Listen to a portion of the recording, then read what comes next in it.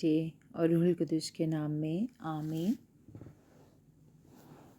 آج کی پاک انجیل کی تلاوت بمطابق مقدس مرکز پہلا باب 21ویں سے 28ویں آیت تک۔ کلام مقدس میں یوں لکھا ہے، کفرنہوم کا عبادت خانہ۔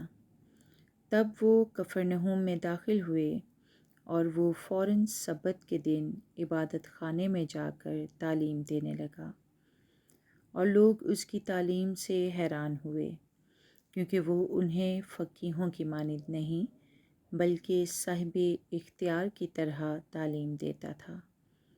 اور ان کے عبادت خانے میں ایک شخص تھا جس میں ناپاک روح تھی، جس نے چلا کر کہا، اے یسوع ناصری، تجھے ہم سے کیا کام؟ کیا تو ہمیں ہلاک کرنے آیا ہے؟ میں تجھے جانتا ہوں کہ تو کون ہے، قدوس خدا۔ یسوع نے اسے ڈانٹا اور کہا کہ چپ رہ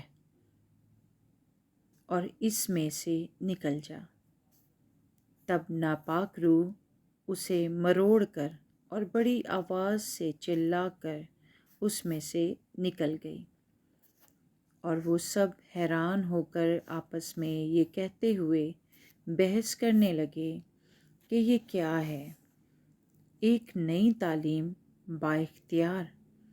وہ ناپاک روحوں کو بھی حکم دیتا ہے اور وہ اس کی مانتی ہیں۔ فوراً اس کی شہرت جلیل کے سارے علاقے میں پھیل گئی۔ پاک کلام کے پڑھے اور سنے جانے پر خدا کی برکت ہو، خدا کا شکر ہو، آمین۔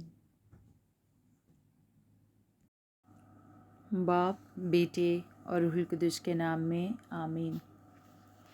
عزیزو، مسیح میں آپ سب کی سلامتی ہو۔ ہم دعا کریں۔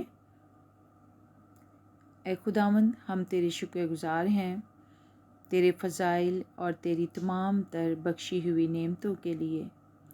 بخش دے کہ ہم تیری تعلیمات کو فرما بردار شاگردوں کی مانند حاصل کر کے دوسروں کی زندگیوں کو منور کرنے کا وسیلہ بنے، آمین۔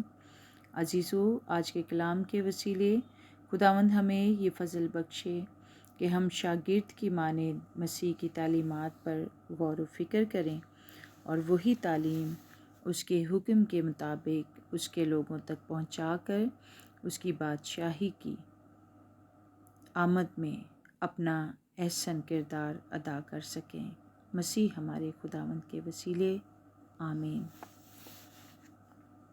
عزیزو، کفرنہوم شہر جلیل کی جھیل کے شمال مغربی ساحل پر واقع تھا، جس کا ذکر ہم نے آج کے انجیلی بیان میں سنا، اور یہ شہر مسیح یسوع کی سرگرمیوں کا مرکز تھا۔ آج کی پاک تلاوت کا مرکزی موضوع بھی یہی ہے، کفرنہوم میں تعلیم و شفا۔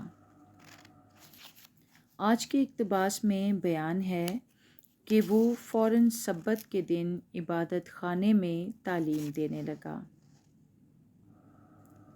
سبت کے دن عبادت خانے میں کسی بھی مناسب تعلیم یافتہ شخص کو تعلیم دینے کے لیے دعوت دی جا سکتی تھی۔ مسیح یسوع کے وقت ربی یا استاد ہونے کے لیے کسی مخصوصیت کی ضرورت نہیں ہوتی تھی۔ اس عبادت خانے میں، جسے سیناگوگ کہا جاتا ہے، سبت کے دن عبادت، دعاؤں، نوشتوں کی تلاوتوں اور تعلیم سکھانے پر مشتمل ہوا کرتی تھی۔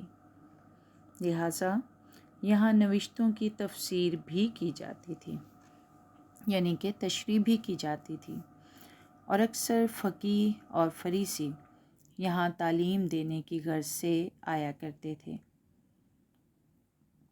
آج جب خداوند یسوع مسیح نے یہاں تعلیم دی تو لکھا ہے کہ لوگ اس کی تعلیم سے حیران ہوئے، کیونکہ وہ انہیں فقیہوں کی مانند نہیں بلکہ صاحب اختیار کی طرح تعلیم دیتا تھا۔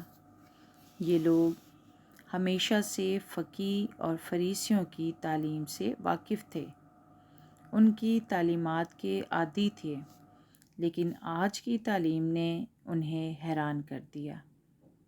یہ تعلیم کچھ مختلف تھی۔ یہ شخص، یہ معلم ذرا الگ شخصیت کا مالک تھا، کیونکہ بمطابق اناجیل فقی عہد نامہ عتیق کی شریعت کے مفسرین، تشریح کرنے والے، سکھانے والے اور اس کو سمجھانے والے تھے۔ وہ محض منشی یا کاتب ہی نہیں تھے، بلکہ ان کا طریقہ تعلیم نوشتوں سے اور یہودی معلموں کے الفاظ اور اعمال کے حوالے سے ہوتا تھا۔ لیکن مسیح کی تعلیم میں یہاں 4 باتیں قابل غور ہیں جو اس کی تعلیمات کو فقیہوں اور فریسیوں سے مختلف اور منفرد بناتی ہیں۔ یہ تعلیم کیسی تھی؟ 4 نکات میں ہم دیکھتے ہیں کہ یہ تعلیم حیران کن تھی، پر اثر تعلیم تھی، خاص طور پر منفرد تعلیم تھی، اور نمبر 4 کسی عام انسان کی تعلیم نہیں بلکہ صاحب اختیار کی تعلیم تھی، کیونکہ یسوع مسیح کا طریقہ تعلیم براہ راست اور اپنے اختیار اور اعتماد پر مبنی تھا۔